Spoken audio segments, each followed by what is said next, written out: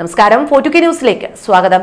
Indian ദേശീയ രാഷ്ട്രീയത്തിലേക്ക് 2014 ഗുജറാത്ത് സംഭാവന ചെയ്ത രണ്ടു പേരാണ് നരേന്ദ്രമോദിയും അമിത്ഷായും. പിന്നീട് അവിടെ നിന്ന് ഇങ്ങോട്ട് BJP നേടിയ എല്ലാ നേട്ടങ്ങൾക്ക് പിന്നിലും ഈ രണ്ടു പേരുടെയും കയ്യൊപ്പ് ഉണ്ടായിരുന്നു. ഒരു വിശ്വഗുരു ആത്മീയ നേതാവ് പരിവേഷത്തിലാണ് നരേന്ദ്രമോദിയെ BJP അവതരിപ്പിച്ചത്. സംഘപരിവാർ ശക്തി കേന്ദ്രങ്ങളിലൊക്കെ ഒരു ദൈവിക പരിവേഷത്തോടെയായിരുന്നു മോദിയെ BJP ഉയർത്തിക്കാട്ടിയത്.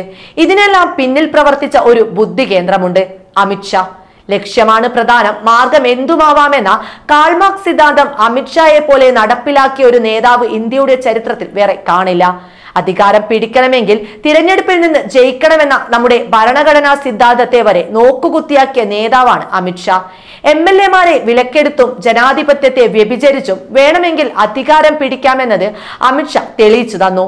ഇന്ത്യൻ പാർലമെന്റിൽ പ്രതിപക്ഷത്തെ പുറത്താക്കിയും ഏകാധിപത്യ രീതിയിലും പല ബില്ലുകളും കൊണ്ടുവന്നതിന്റെ ബുദ്ധികേന്ദ്രം അമിത്ഷായാണ്.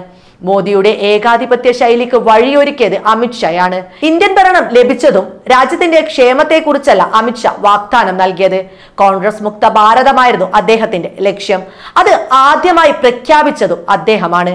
ദേശീയ പൗരത്വ നിയമം മുതലുള്ള എല്ലാ കരി നിയമങ്ങൾക്കും പിന്നിൽ അമിത്ഷായുടെ കരങ്ങൾ ആയിരുന്നു.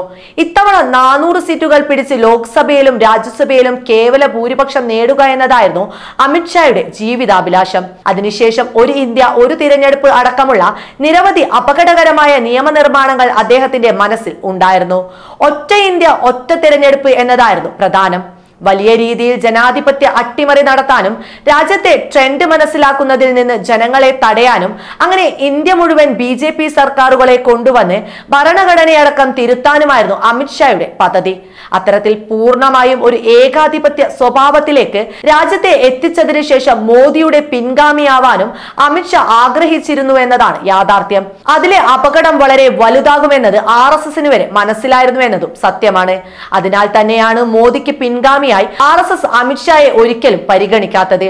അത് മനസ്സിലാക്കിയാണ് RSSനെ വരെ അപ്രസക്തമാക്കുന്ന രീതിയിലേക്ക് മോദി ഇമേജിനെയും BJPയെയും അമിത്ഷാ വളർത്തിയതും. ആ ഭിന്നിപ്പാണ് കഴിഞ്ഞ ദിവസം മോഹൻ ഭാഗവതിന്റെ വാക്കുകളിൽ കൂടെ പുറത്തേക്ക് വന്നതും. എന്തായാലും അമിത്ഷാ സ്വപ്നം കണ്ട ഈ പുതിയ നിയമനിർമ്മാണങ്ങളൊന്നും ഇനി പുറം ലോകം കാണില്ല.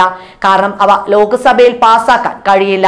ഇതിനെ പിന്തുണച്ചാൽ പിന്നെ തങ്ങളും തങ്ങളുടെ പാർട്ടിയും കാണില്ല. BJP തങ്ങളെ വിഴുങ്ങുമെന്നത് വ്യക്തമായി അറിയാവുന്ന ഘടകകക്ഷികൾ ഇതിനെതിരെ രംഗത്ത് വന്നു കഴിഞ്ഞു. ഈ ബില്ല് ലോക്സഭയിൽ വന്നാൽ പിന്തുണയ്ക്കില്ല എന്ന് അവർ പറഞ്ഞു കഴിഞ്ഞു. ഇതോടെ അമിത്ഷായുടെ വർഷങ്ങളെടുത്തു തയ്യാറാക്കിയ പദ്ധതിയാണ് താറുമാറായത്. വലിയ തിരിച്ചടി തന്നെയാണ് ഇത് അമിത്ഷായ്ക്ക്. രാജ്യസഭയിലും BJD പിന്തുണ പിൻവലിച്ചതോടെ കാര്യങ്ങൾ ബുദ്ധിമുട്ടാകും. മാത്രമല്ല YSR കോൺഗ്രസ് രാജ്യസഭയിൽ പിന്തുണ BJPക്ക് ഇനി നൽകില്ല. പ്രതിപക്ഷ നേതൃസ്ഥാനം ഇത്തവണ രാഹുൽ ഗാന്ധിക്ക് കിട്ടിയതും കനത്ത തിരിച്ചടി തന്നെയാണ്. നടുക്കടലിൽ പെട്ട് ദാഹിച്ചു വലഞ്ഞവന്റെ അവസ്ഥയാണ് ഇപ്പോൾ അമിത്ഷായുടേത്. ചുറ്റും വെള്ളമാണ്, പക്ഷേ ദാഹം മാറ്റാൻ ഒരു തുള്ളിയില്ല. അധികാരമൊക്കെ ഉണ്ട്, പക്ഷേ അത് അനുഭവിക്കാനുള്ള യോഗമില്ല. കാരണം ഘടകകക്ഷികളാലും പ്രതിപക്ഷത്താലും വരിഞ്ഞു മുറുക്കപ്പെട്ടിരിക്കുകയാണ്. അമിത്ഷായുടെ ഈ തോൽവിയാണ് ശരിക്കും ജനാധിപത്യ ഇന്ത്യയുടെ ഇത്തവണത്തെ വിജയവും.